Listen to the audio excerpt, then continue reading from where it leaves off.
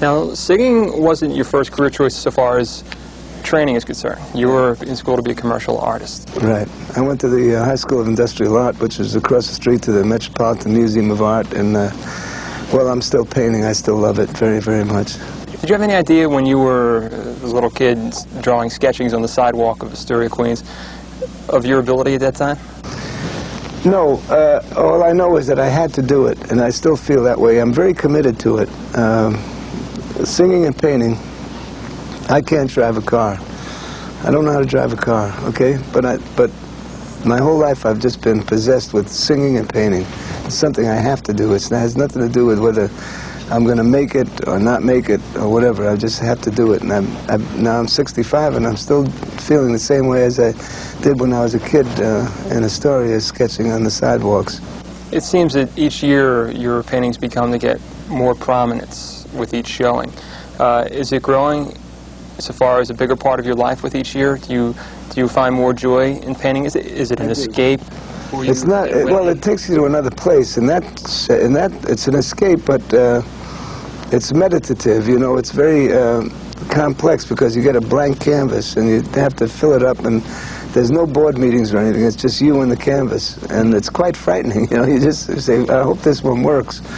But then, you know, there's so many problems to making sure there's proper balance and color and everything that goes with it, or whether someone's going to like the painting later, or whether you're going to like the painting. And so what happens is there's so much that really takes you. You might paint for 4 hours and it feels like 4 minutes.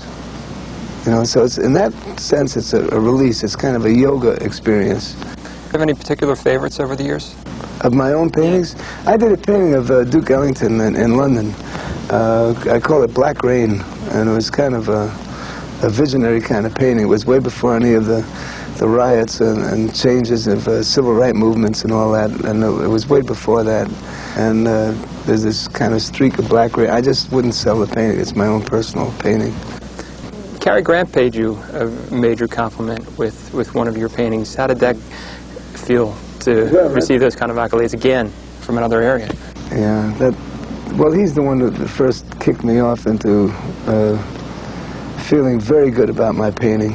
He bought a painting of this. We wondered why he did it, because it took a year for us to negotiate it, because he was a friend of mine, and I said, I can't charge you for this. You know, we were very good buddies, and he's Cary Grant, you know, the handsomest man in the world, you know. So I said, I can't sell this to you. But he insisted on it, and we had to negotiate with my son for a whole year as to how to do it. We finally gave the money to the Princess Grace Foundation, the Red Cross Foundation. But I found out why he did it. I was wondering, why did he do it? It was so nice of him. I thought he was just being very nice to me and supportive. But what it was is that I went to his widow's home 4 years later, and after his death, and it was in his dining room, along with his whole house is filled up. He had a very good eye for good paintings. So he had some wonderful Diego Rivera paintings and very wonderful paintings. And I saw my painting, and I was knocked out to see it. I hadn't seen it for 4 or 5 years. And then I looked out in the window, a big picture window, over his valley where he lived in L.A., and it looked exactly like the south of France. And it was really, he really had a reason for buying it. And it was very gratifying for me. I really liked that happening. You know, some of you might know that I love to paint as much as I love to sing. And if I may, we put some of my paintings together with a song that I stole from a great Borodin melody, and it became a big hit song. So I'd love to show you some of my paintings.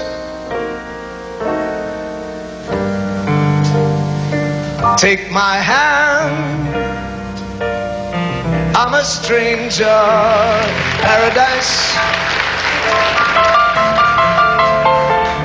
Oh, lost in a wonderland. A stranger in paradise. If I stand starry-eyed, that's a danger in paradise. For mortal one to stand beside an angel like you. I saw your face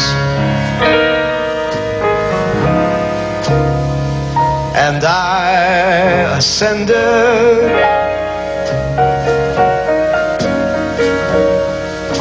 out of the commonplace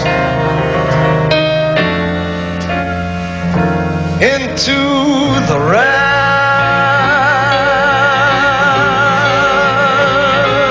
Somewhere in space I hang suspended until I know there's a chance that you care. Won't you answer this fervent prayer to the stranger in paradise? Don't send me in dark despair from all that I hunger for, but open your angel's arms to the stranger in paradise and tell him that he